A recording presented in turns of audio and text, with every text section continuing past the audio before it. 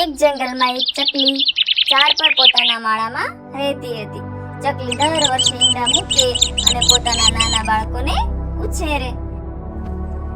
એક દિવસ જ્યારે ચકલી ખોરાક શોધવા ગઈ હતી ત્યારે એક મોટો સાપ માળા સુધી ચડી આવ્યો. એણે ચકલીના ઈંડા ખાઈ નાખ્યા. ચકલી પાછી આવી ત્યારે માળો ખાલી જોઈને ખૂબ જ દુઃખી થઈ ગઈ. તેણે વિચાર્યું, આ સાપ દર વર્ષે આવતો રહેશે તો મારે કોઈ ઉપાય શોધવો પડશે. કેટલાક દિવસો પછી ચકલીને નદી કાંઠે રાજાના મહેલમાં એક સોનેરી હાર પડેલો દેખાયો. ચકલી તરત જ હાર ચાંચમાં મૂકી પોતાના માળામાં લઈ ગઈ. મહેલના સિપાહીઓએ હાર ઉડી જતા જોયો અને તે તરત જ ચકલીના પાછળ ભાગ્યા. ચકલી જોત જોતા પોતાના ઝાડ પાસે પહોંચી અને માળાની બાજુમાં સોનાનો હાર છોડી દીધો જ્યાં સાપ છુપાયો હતો.